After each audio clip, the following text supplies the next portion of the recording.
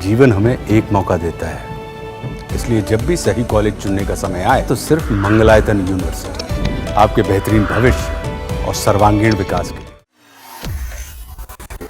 नमस्कार,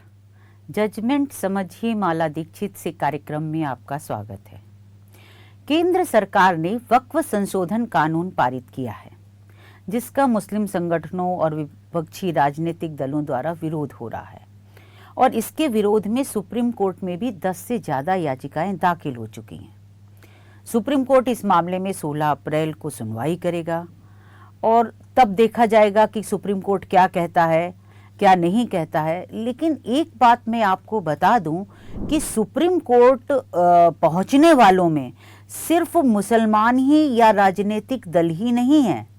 एक वर्ग और है जो सुप्रीम कोर्ट पहुंचा है और वह भी वक्फ कानून को रद्द कराना चाहता है।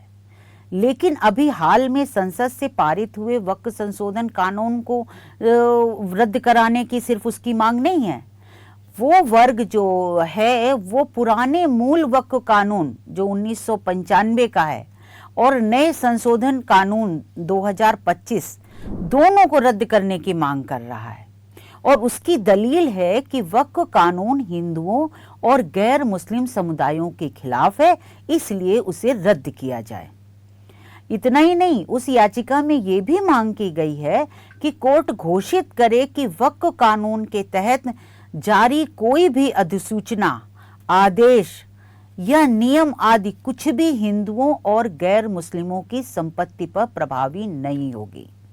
यानी अगर निष्कर्ष और सारांश देखा जाए, उस याचिका का थ्रस्ट देखा जाए, तो उसमें यही है कि हिंदुओं और गैर मुसलमानों की संपत्ति को वक्फ से बचाया जाए, वक्फ की नज़र से, निगाह से बचाया जाए, उसकी गिरफ्त से बचाया जाए।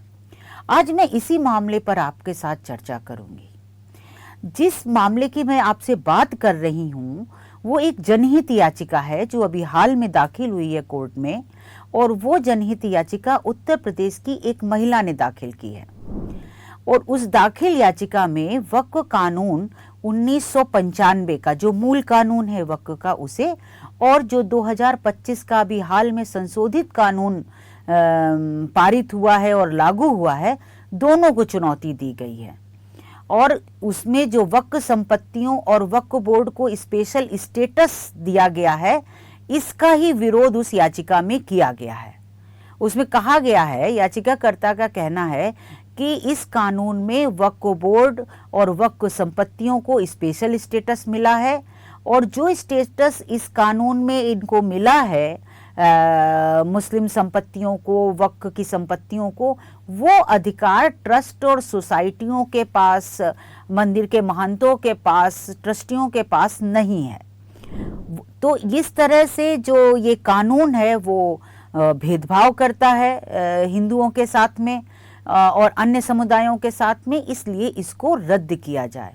और ये भी कहा गया है कि इसमें इतनी ज़्यादा पावर है कि वक्फ बोर्ड जो है वो किसी भी संपत्ति को वक्फ संपत्ति घोषित कर सकता है। वो वक्फ संपत्ति हिंदुओं की संपत्ति, गैर मुसलमानों की संपत्ति जो है उसको भी वक्फ संपत्ति इस कानून के तहत घोषित किया गया है।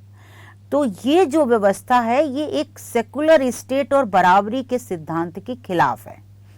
इसलिए इस कानून को रद्द किया जाए, ये दलीलें हैं उसमें याचिका में। तो उसमें जो बहुत सारी चीज़ें दी गई हैं और जो बहुत सारे संविधान के अनुच्छेद बताए गए हैं कि कैसे ये कानून जो हिंदुओं और गैर मुस्लिमों के अधिकारों का खिलाफत करता है, उसमें ये कहा गया है कि वक्फ संपत्तियों के बारे में जो बोर्ड को अधिकार मिला है वो अन्य लोगों, जो हिंदुओं और गैर मुस्लिमों के अधिकार हैं, अनुच्छेद 14 और 15 जिसमें समानता का मौलिक अधिकार है, अनुच्छेद 25 और 26 जो धार्मिक स्वतंत्रता का अधिकार देता है, अनुच्छेद 300A, अनुच्छेद 323 के प्रावधान जो हैं, इन सब का उल्लंघन हो रहा है इसमें। याचिकाकर्ता का ये भी कहना है कि वक्फ कानून में हिंदुओं और गैर मुस्लिमों के पास उनकी अपनी धार्मिक संपत्ति को वक्फ संपत्ति के रूप में शामिल करने से रोकने के लिए कोई सेफ गार्ड नहीं है। और यह कानून इसलिए हिंदुओं और गैर मुस्लिमों के साथ भेदभाव करता है। यानी अगर कोई संपत्ति हिंदुओं की है या गैर मुस्लिमों की है और वक्फ बोर्ड को जांच परख के बाद लगता है कि नहीं ये संपत्ति वक्फ की है, तो वो इस कानून के तहत उसे वक्फ की संपत्ति घोषित कर सकता है। इस नई याचिका में इसी चीज का विरोध किया गया है। इसमें कहा गया है ये एक जनहित याचिका है, ये किसी धर्म विशेष के उस तरह से नहीं दाखिल की है कि किसी महंत ने, ट्रस्टी ने दाखिल की हो। एक सामान्य वर्ग की महिला याचिकाकर्ता हैं और उन्होंने ये याचिका दाखिल की है। लेकिन इसमें मुद्दा यही उठाया गया है कि अगर किसी हिंदू की जो अपनी संपत्ति है या गैर मुस्लिम की संपत्ति है उसको वक्फ घोषित किया जाता है तो उससे बचाव का इनके पास कोई अपना जरिया, कोई प्रावधान इस कानून में नहीं है। और इसलिए ये कानून जो है नेचुरल जस्टिस का जो सिद्धांत होता है, प्राकृतिक न्याय का सिद्धांत, उसको प्रभावित करता है। क्योंकि इस कानून में जिसकी संपत्ति जा रही है यानी जो पीड़ित पक्ष है उसको सुनवाई का उचित मौका नहीं मिलता है, ऐसा याचिकाकर्ता ने कहा हुआ है। याचिका में वक्फ कानून में धार्मिक आधार पर ही भेदभाव का मुद्दा नहीं उठाया गया है, बल्कि इसे टैक्स पेयर के धन को भी किसी धर्म विशेष के लिए खर्च किए जाने का मुद्दा भी उठाया गया है। इस याचिका में यह भी कहा गया है कि वक्फ कानून 1995 की धारा 8 के मुताबिक प्रॉपर्टियों के सर्वे और अधिसूचना जारी करने का काम पर आने वाला खर्च राज्य सरकार सरकारी खजाने से करती है, जो कि संविधान के अनुच्छेद 27 का उल्लंघन है और ये चीज सेकुलरिज्म के सिद्धांत के खिलाफ है। याचिका में अनुच्छेद 27 की बात इसलिए कही गई है क्योंकि अनुच्छेद 27 कहता है कि किसी भी व्यक्ति को किसी विशेष धर्म के प्रचार के लिए टैक्स देने को बाध्य नहीं किया जाएगा। और अगर याचिकाकर्ता का मंतव्य समझें तो सरकारी खजाने का धन टैक्स पेयर की रकम होती है और परोक्ष रूप से वह रकम वक्फ प्रॉपर्टियों का सर्वे करने और अधिसूचना जारी करने पर खर्च हो रही है, ऐसा याचिकाकर्ता का मानना है। इस याचिका में यह भी कहा गया है कि इस कानून में किसी तरह के पब्लिक नोटिस जारी करने का प्रोविजन नहीं है, जिससे कि हिंदू या गैर मुस्लिम समुदाय के लोग उस संपत्ति को वक्फ संपत्ति घोषित करने के आदेश को जान ही नहीं पाते हैं और फिर वो उसको आगे चैलेंज करना और वो सब जो न्यायिक रेमेडी है उनके पास, उसका मौका उनको नहीं मिल पाता है। आगे कहा गया है कि वक्फ कानून की धारा 54 और 55 में वक्फ बोर्ड को वक्फ संपत्तियों से अतिक्रमण हटाने का विशेष अधिकार दिया गया है, जबकि ये अधिकार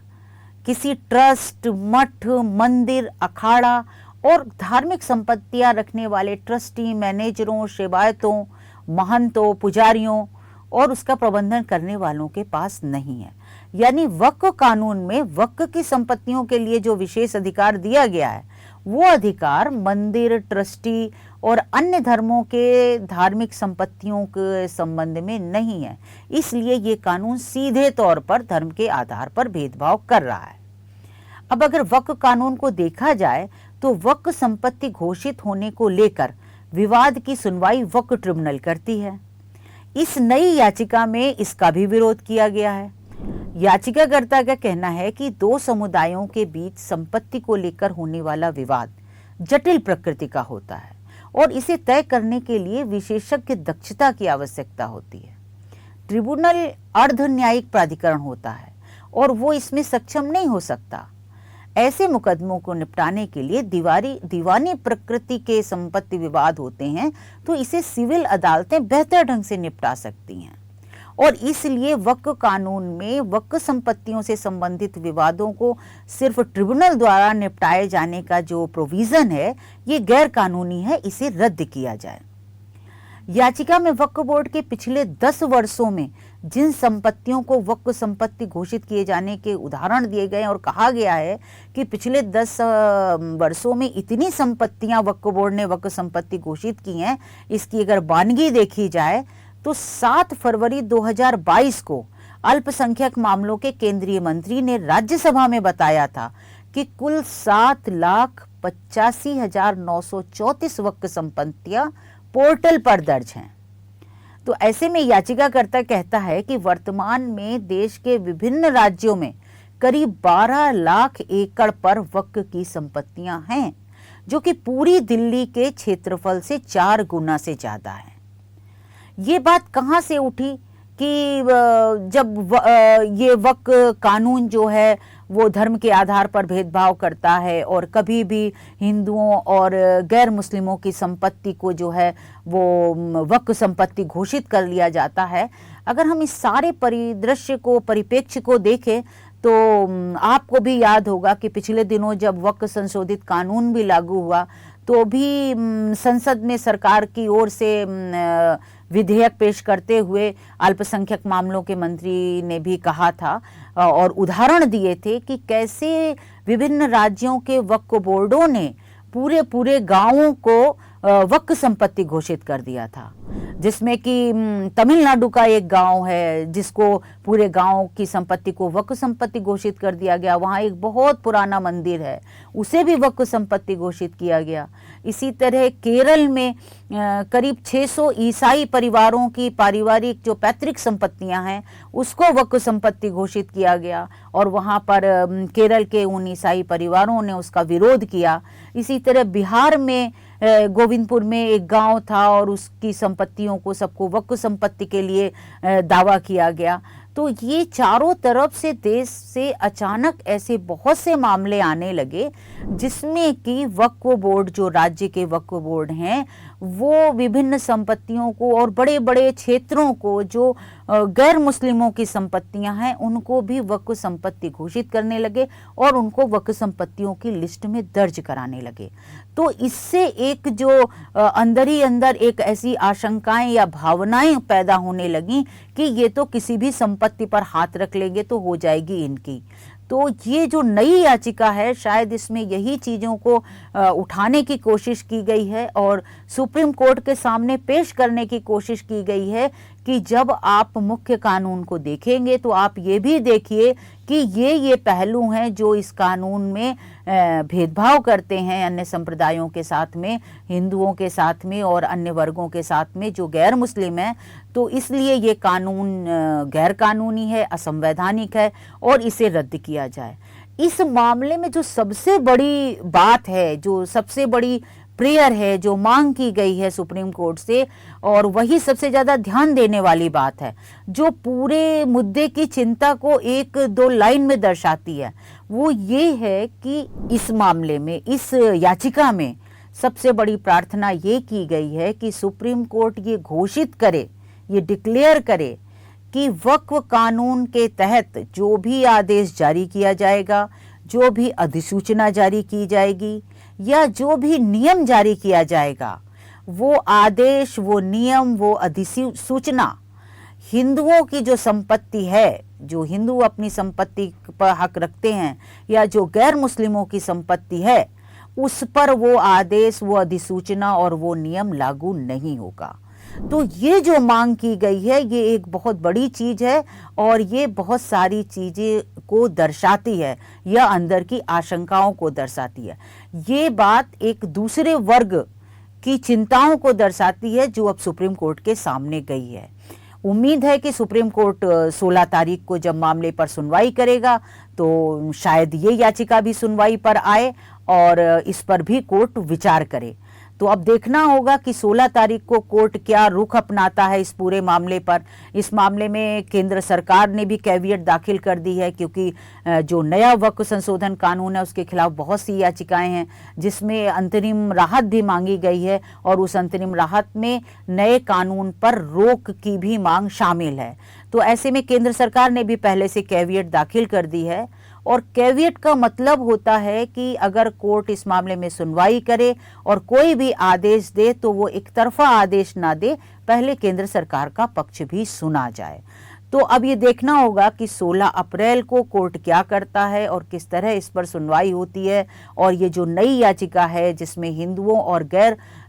मुस्लिमों की संपत्ति की चिंता जताई गई है, उस पर भी सुनवाई होती है कि नहीं होती है, या कोर्ट क्या करता है, ये सारी चीज़ें तो आने वाले दिनों में पता चलेंगी, तो हम तब फिर उसको देखेंगे। आज बस इतना ही। आगे इस मामले में कुछ भी होता है तो मैं आपको उससे ज़रूर अवगत कराऊंगी। तब तक के लिए आज्ञा दीजिए। धन्यवाद।